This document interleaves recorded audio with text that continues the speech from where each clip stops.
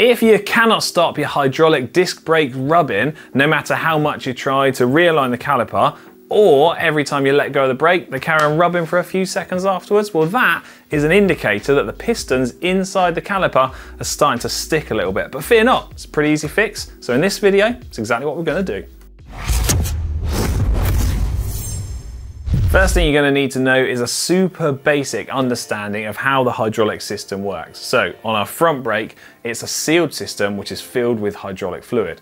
As we squeeze the brake lever, a small piston forces a small amount of hydraulic fluid down through the lines into the caliper. Now, because the fluid can't be compressed, that extra little bit of fluid has to go somewhere. So it follows the path of least resistance, which is by pushing the small pistons inside the caliper to expand outside of the caliper, causing the brake pads to lock and bind onto the rotor, which in turn then slows you down. As you let go of the brake lever, the fluid is then retracted back up through the system ever so slightly, drawing the pistons back into the caliper with it so that they no longer rub.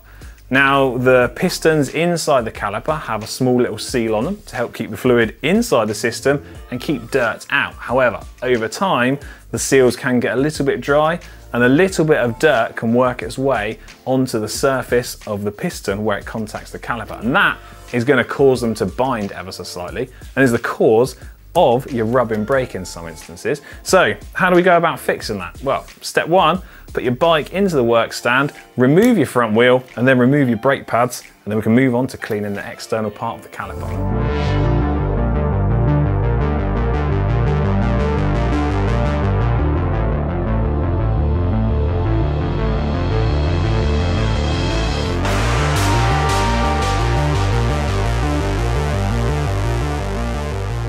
To clean the caliper, we're going to use a clean cloth, some disc brake cleaner, or some isopropyl alcohol. You can just spray this onto your cloth, a little bit into the caliper, and then it's a case of giving it a good old scrub a dub. So work the cloth right onto the inside, and the reason we're cleaning it all up first is so that when we push the pistons out in a minute, there's no chance we can get any more dirt into where it doesn't want to be. Get this all cleaned up. So with the caliper clean, 99% of the time, all that you're going to need to do is apply the brake lever on and off a few times to work the piston out of the caliper ever so slightly, and then using a special tool, such as this from Park Tools. This one is the PP 1.2, or you could just use a tyre lever like this, but this one's good because it's got a nice wide face to it and a tapered edge.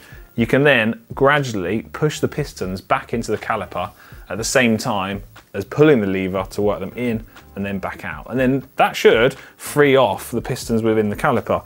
Now, you will also see as you're pulling the brake lever, if one piston is moving more than the other, and that's the indicator that one is sticking. Now, some brake calipers will use a ceramic or sort of plastic material to the pistons. Now, it's incredibly important that when you are pushing the piston back into the caliper, you're very careful with this, and I would suggest in that instance to maybe place a small piece of card or plastic between your metal piston spreader, or you can just use a tyre lever such as this. But do be careful because it's easy to damage those ceramic pistons. Right, first thing, let's work these pistons out on our brake.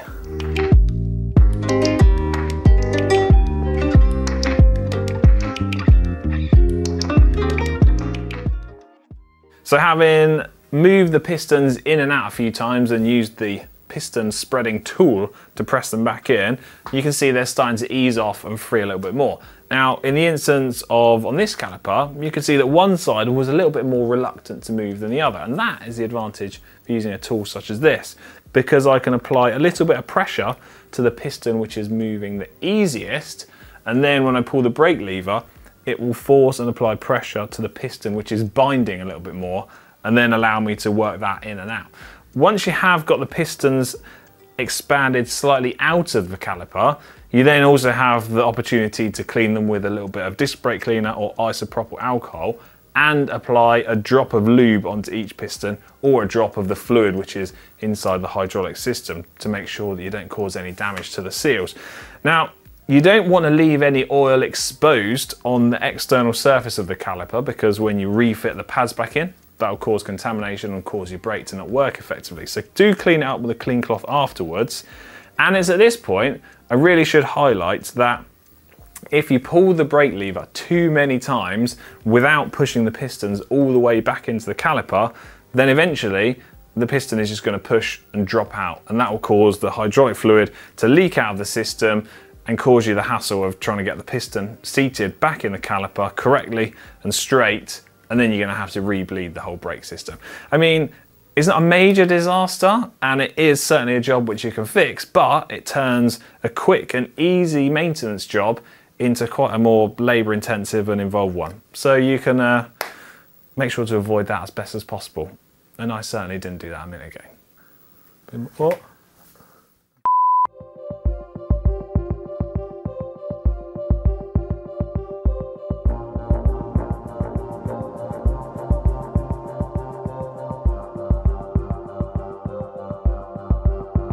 Now at this point you should have pistons which are moving freely within the caliper. You then should have cleaned the caliper and the pistons to be free of any oil and dirt, and we should be pretty much ready to reinstall our brake pads. This is also a good time just to take a second and get some of that isopropyl alcohol or disc brake cleaner to just clean your brake pads up before refitting them into your clean brake caliper. Then it's just a case of reassembling everything back together, reversal of how you took it all apart. Now when you have fitted everything together, you do need to make sure that you check the brake is working thoroughly, and the initial application of the brake, because we've pushed those pistons all the way back into the caliper, is going to take say 2 or 3 pumps of the brake lever just to get the system to self-adjust and make sure you have a brake lever which has a good amount of bite and purchase on the rotor.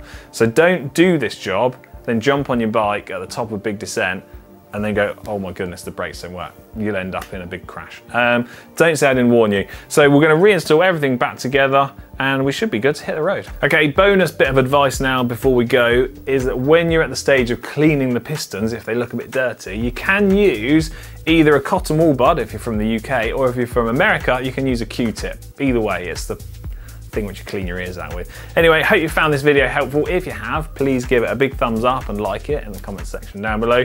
And if you want to see more maintenance videos like this, then you know what to do. Subscribe to GCNTech, turn on your notifications so you never miss out on a future video.